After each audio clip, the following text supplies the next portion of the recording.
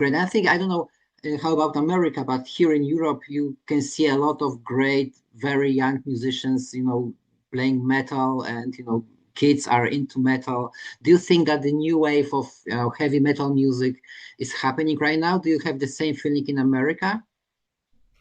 Well, I hope so. I love discovering new guitar players that are really great players. The problem is a lot of times with new players, they think that the shred is all that matters, and honestly, that's not it. You gotta do more than just shred because I'm just trying to get that glare off my face. My office just got painted and they haven't put the curtains back up yet, so it's kind of bright in here. I'm sorry about that.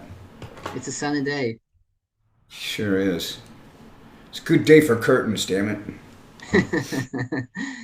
Well, and what about like you said, it's not about shredding. I think it's a great motto for a lot of guitarists because Megadeth is a great example that the shredding is there, but what is the most important are melodies, are arrangements, are songs. Like the entire song is the most important. It's more important than the elements that are in the song, right?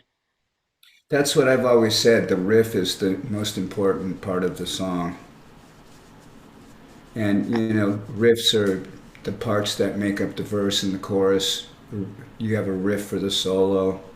There are different kinds of music in thrash. Because if you look at music out of America, heavy metal and hard rock are really similar um, because they do a lot of chords. They'll strum some chords, or they'll play a lot of stuff that's more like an arrangement. It's not like a jam. And the thing I like about with metal is good songs. They they kind of write themselves. You come up with the riff for the song, and then something happens inside of me where I go, wow, that's cool. That's A, and then I decide what part it is. That's a great solo section. That's a great um, chorus. There's a lot of stuff that we do where the parts they're decided way in advance, Yeah. and I like that myself because it's easier for us to put the songs together when you take it piece by piece instead of trying to write everything at once. Sometimes we'll write something and we would go home and sleep on it because it was a part and we liked it, but we didn't know if it was right for the song. And what that means is, if we had something like tempo, and we wanted to change the tempo a little bit, that would be something we'd set the tempo and we'd record the version, and then we would do an alternate version where we would have a higher tempo. And God, I hate this fucking computer. I would adjust the tempo, and then we would go home when we're not in the studio and we're not wasting time on all the little click tracks and this and that. And is my tea right? I'm hungry. What are we doing? Okay, take 2, take 10, take 100. Versus having something to go home and having ambient noise from outside kind of resets your hearing, walking, listening to cars, that kind of stuff. It makes a big difference when you have your ears getting fatigued and if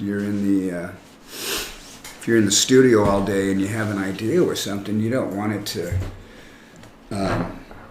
slip past you. And sometimes when you have ear fatigue, that's what happens. You're playing so much, you have a really great part and you miss it. Mm. And one of the things that we do in the studio to make sure that that doesn't happen, and I think it's a good idea for young musicians to do this when they're working on stuff. Have another recording device, a DAT, a micro cassette recorder, anything, recording what you're doing in the background.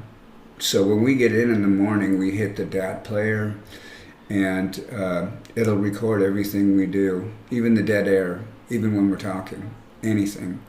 And that way, if I'm playing along and I go, shit, what did I just do? Oh, I can't remember it. Okay, back up to tape. And then we would back up to day tape and hear what we just did and figure out how to make it work better. Because it's, you need to be creative as well as smart. You don't want to have something you come up with that's really brilliant and then have it slip through your fingers. Absolutely, absolutely. 'Cause that's infuriating. That just makes me so mad when I have a riff and it doesn't, and I forget it.